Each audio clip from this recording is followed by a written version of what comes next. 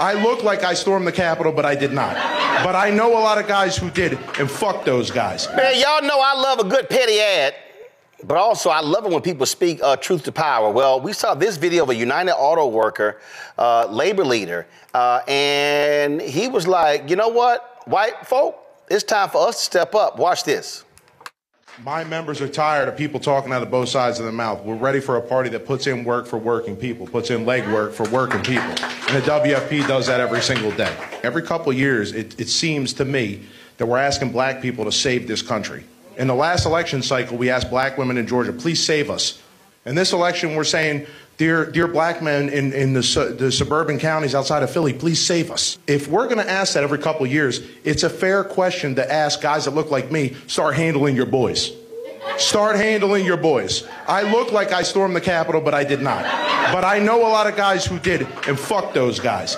It's time for us to start calling these assholes out. The people that are threatening democracy are not black, they're not Muslim, they're not immigrants. It's dudes that look like me. We gotta start calling these assholes out every single place that we find them, because fuck them.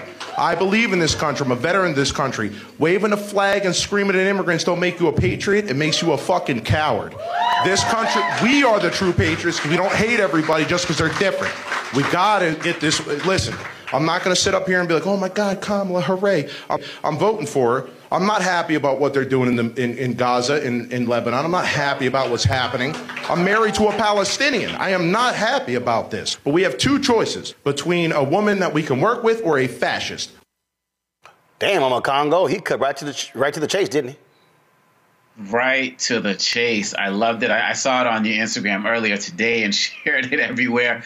This is what we're talking about. I mean, there was so much that he said, but the part about him talking about, look, I don't like what's going on in Palestine and so on and so forth.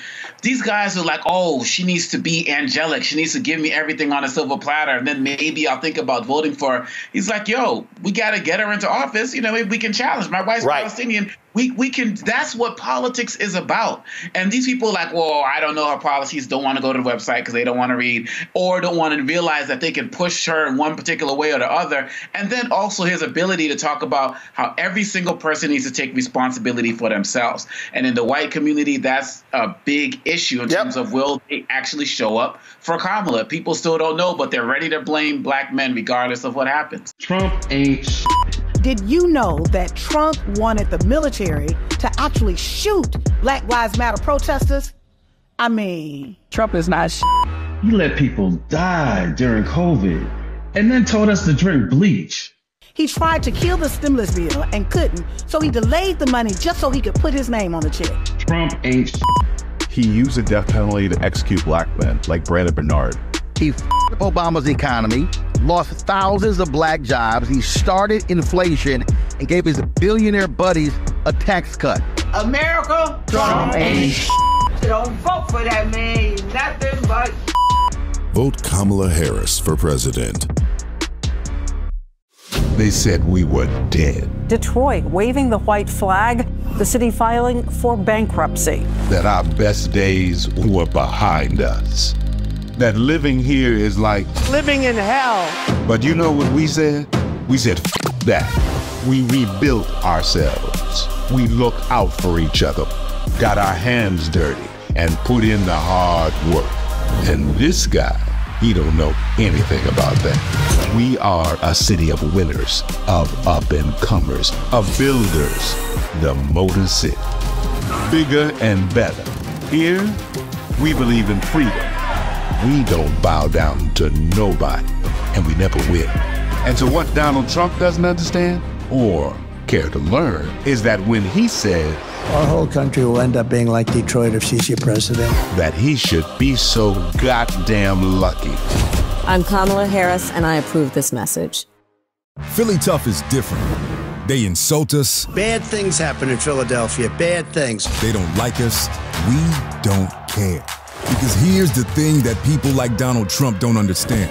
We're Philly. F***ing Philly. And when you fight us, we fight back. From 1776 to 4th and 26th. So go ahead, talk whatever you want, Donald. We're voting soon. And when it comes to freedom, Philly's undefeated. In this town, we've seen our share of hard times. heard our share of big promises. Up to 13,000 jobs. But empty promises don't build cities. Plans never materialize. We do, with grit, sweat, and cold beer. So when he talks, Former President Trump called Milwaukee a horrible city. we know talk is all he's got. And this is what we've got.